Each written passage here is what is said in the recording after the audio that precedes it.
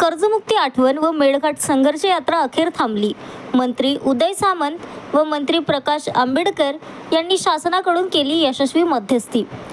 अधिवेशन संपण्याआधीच आम्ही बैठक घेऊन मेळघाटमधील सर्व समस्या निकाली काढू असे आश्वासन दिल्यानंतर बच्चू कडू यांनी आपला संघर्ष यात्रा मागे घेतली। तरी याच वेळी उपमुख्यमंत्री एकनाथ शिंदे यांनी दूरध्वनीवरून संघर्ष यात्रेतील जनतेसोबत संवाद साधून मागण्या लवकर मार्गी लावू अशी आश्वासने दिली।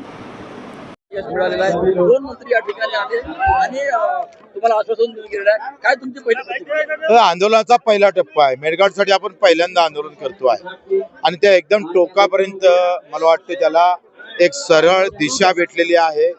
आज या मेळघाटच्या सगळ्या प्रशासकीय ज्या गोष्टी होत्या, आम्हाला 22 गावच्या पिण्याच्या पाण्याचं 20 तारखेपर्यंत एप्रिलपर्यंत पूर्ण करू त्यांनी सांगितलं, म्हणजे प्रशासकीय स्तरावरचं।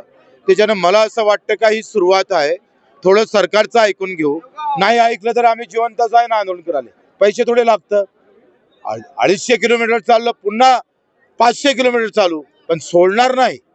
मेळघाटच्या प्रत्येक घरातल्या समस्या, तिथल्या प्रत्येक वेदना ह्या पूर्ण केल्याशिवाय बच्चू कडू स्वस्थ बसणार नाही। त्यांच्या आश्वासनावर आम्ही आज आंदोलन जरी सोडत असलो तरी आमच्या डोक्यात असणारी ती वेदना जेपर्यंत पूर्ण होत नाही तेपर्यंत जाणार नाही।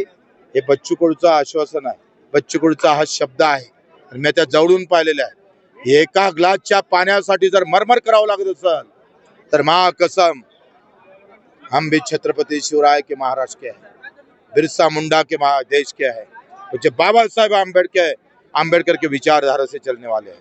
नागपुरात कर्जमाफीसाठी मोठं आंदोलन झालं, त्यापूर्वी देखील तुम्ही आंदोलन केली होती। आज एकनाथ शिंदेनी फोन करून तुम्हाला वाटलंय की तुमच्यामुळे आम्ही कर्जमाफी केली? मला असं वाटतं का कदाचित ही जर आंदोलन केली नसतं तर हे तेवढं सत्य पण आहे। आणि एकनाथजी शिंदे साहेबांनी पण खूप याच्यात कष्ट घेतले।